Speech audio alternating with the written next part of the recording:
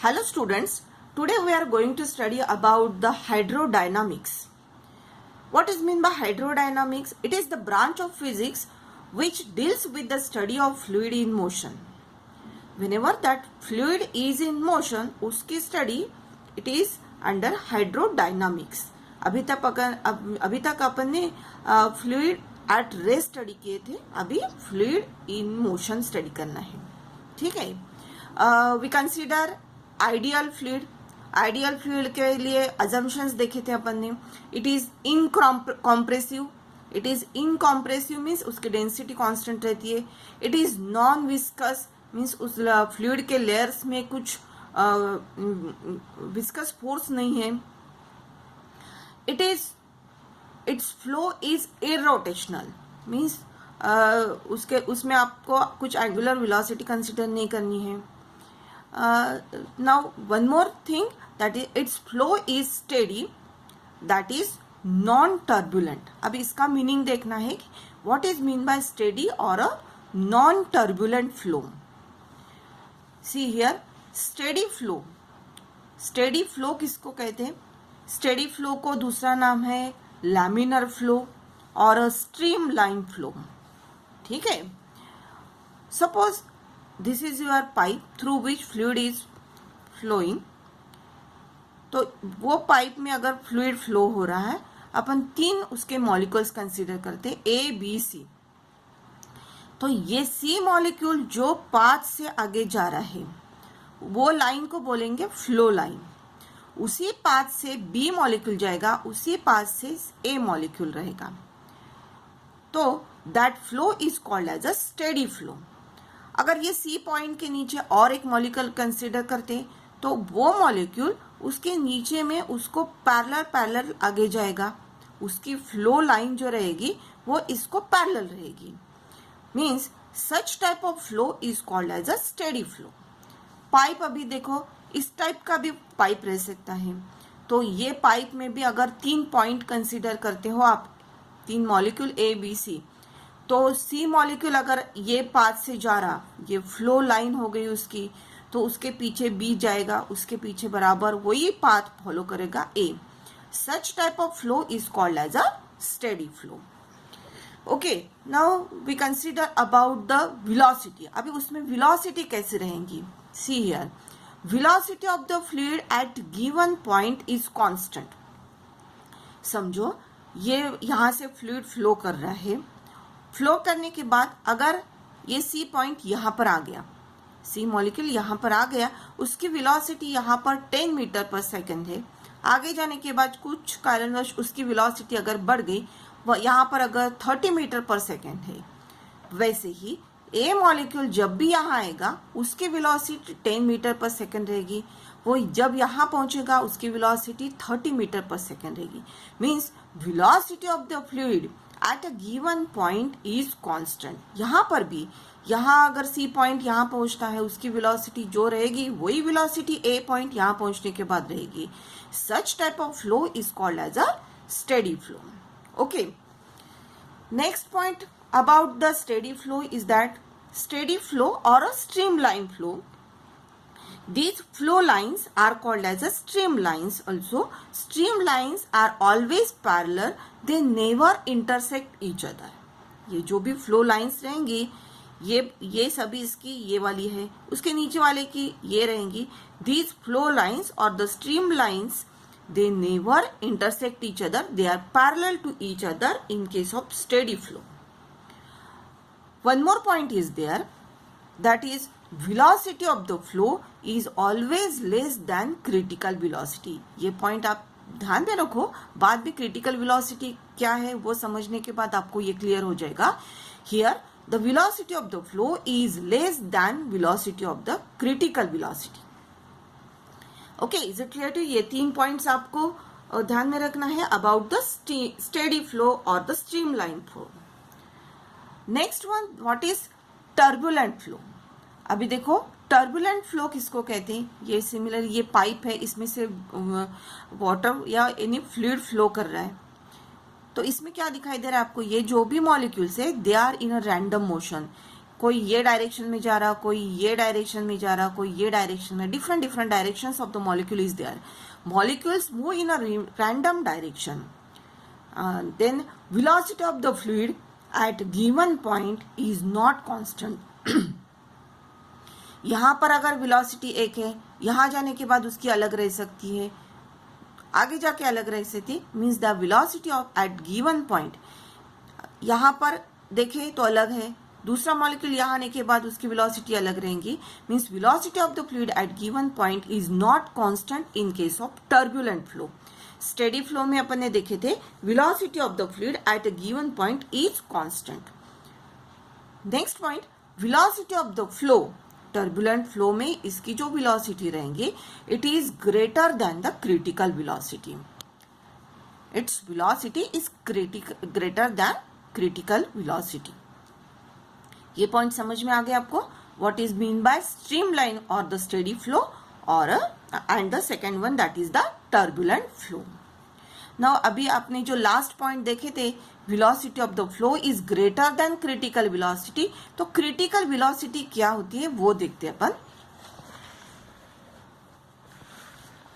Critical velocity, अब ये critical velocity का इंपॉर्टेंस ये है कि क्रिटिकल वेलोसिटी डिटरमाइन करती है whether the flow is steady और टर्बुलेंट. अभी अपन ने देखा था whenever the velocity of the flow is less than critical velocity then it is a steady flow, and whenever velocity of the flow is greater than critical velocity then it is a turbulent flow.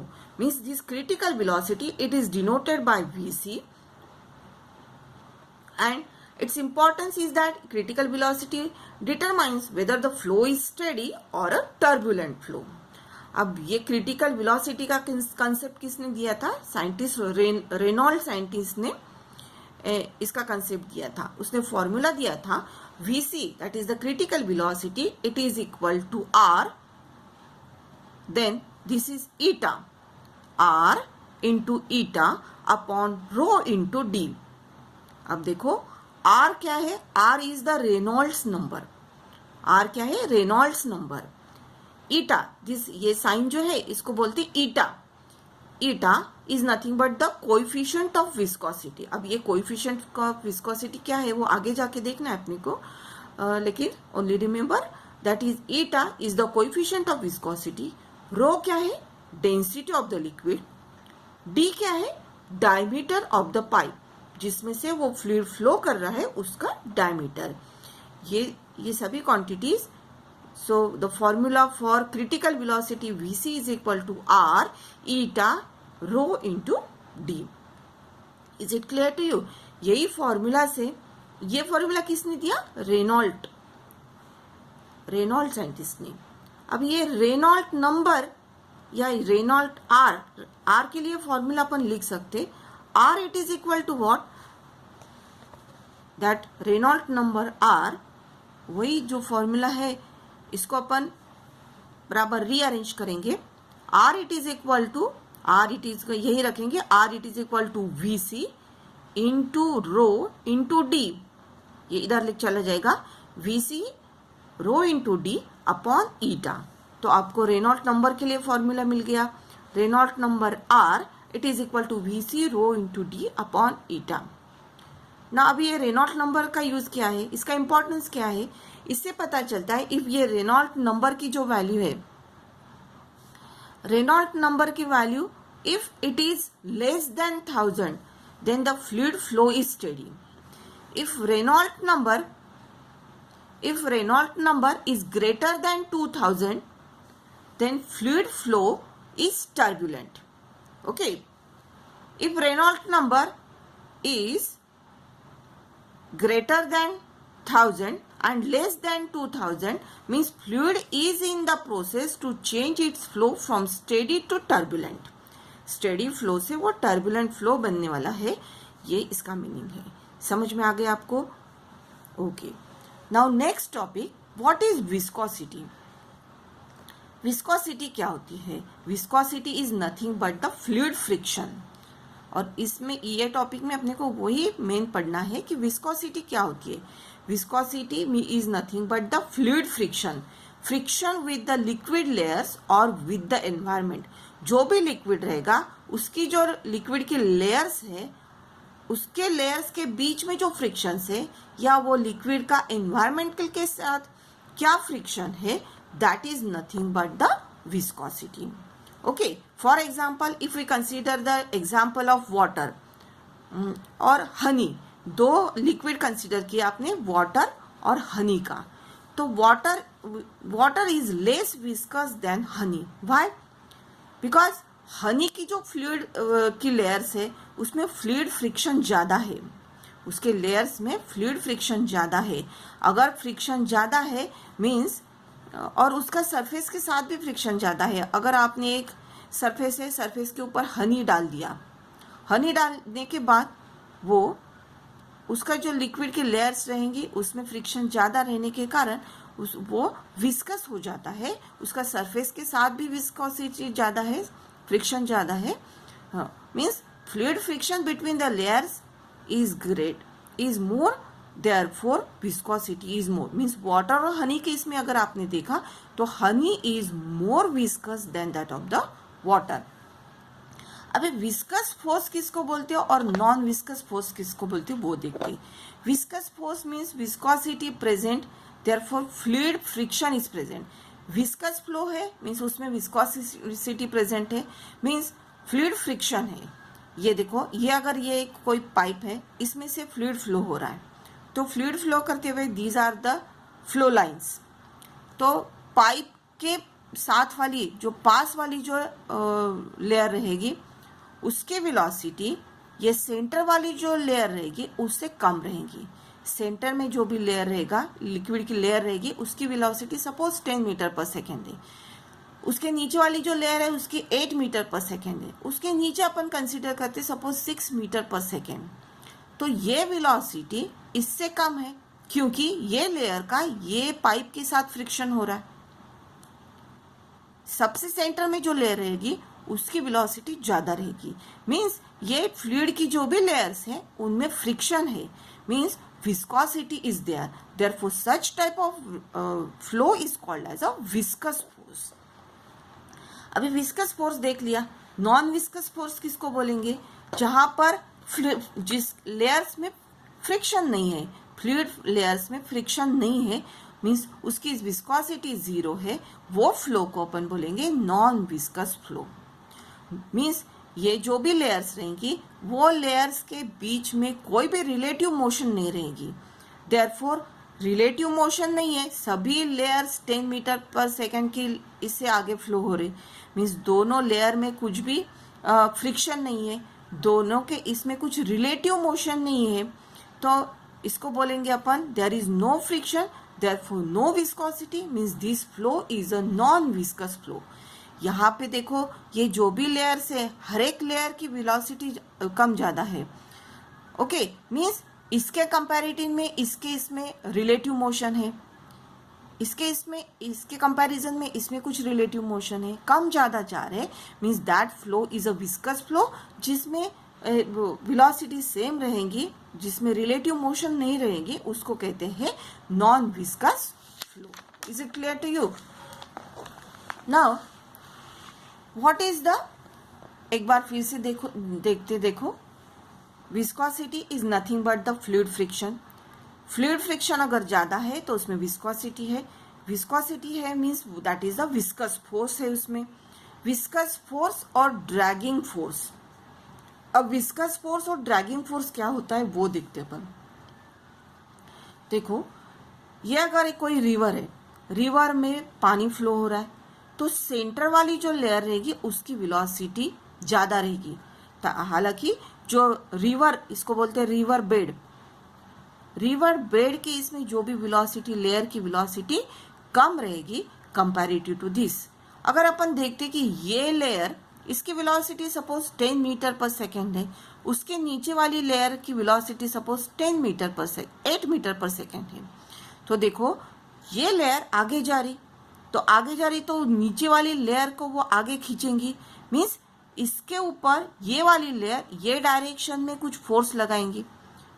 Okay, तो ये force को कहा जाता है dragging force और the viscous force. और ये layer ये लेयर भी इसके ऊपर कुछ फोर्स लगाएंगी, ये लेयर इसको पीछे खींचने की कोशिश करेंगी अपने साथ चलने के लिए, तो ये वाली लेयर इसके ऊपर ड्रैगिंग फोर्स लगाएंगी और ये वाली लेयर ये डायरेक्शन में लगाएंगी, ये वाली लेयर ये डायरेक्शन में लगाएंगी। समझ में आकर है, there is a relative motion between these layers and this force is called as a dragging force. Okay, now एक बार विस्कोसिटी के डेफिनेशन अपन देख लेते हैं।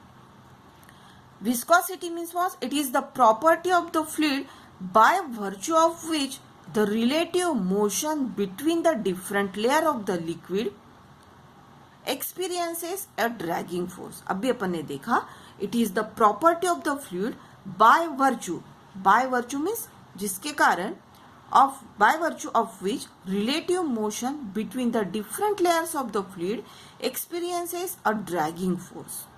Okay, it is called as a viscosity. Now see here that the viscosity of the oil is greater than that of the water than that of the air. Means सबसे ज्यादा viscous कौन है? Oil है, उससे कम water और उससे कम air. Air is negligible viscous. समझ में आ गया आपको? Next one, what is velocity gradient. अब वेलोसिटी ग्रेडियंट क्या होता है वो देखते हैं. It is the rate of change of velocity with distance measured from the fixed layer. It is the ratio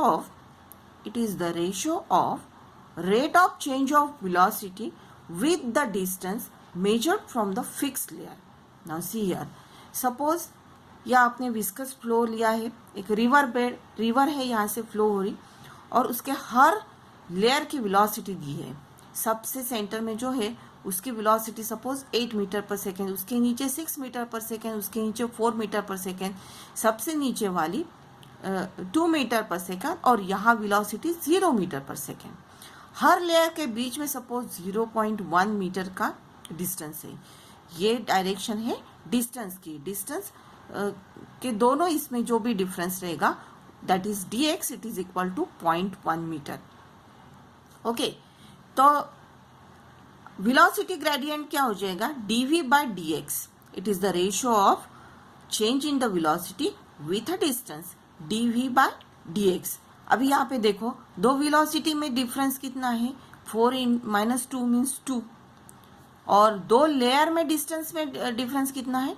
dx is equal to 0.1 means it is equal to 20 per second. अभी इसका unit बाद में देखते हैं अपन. पर second means हर एक इसमें अगर वेलोसिटी ग्रेडियंट आप देखते गए तो उसमें दिखेगा आपको dv by dx is equal to 20 per second.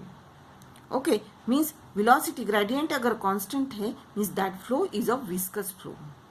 C here, इसका यूनिट क्या रहेगा? dv by dx.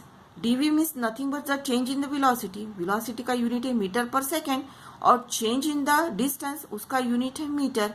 ये मीटर कैंसिल हो गया.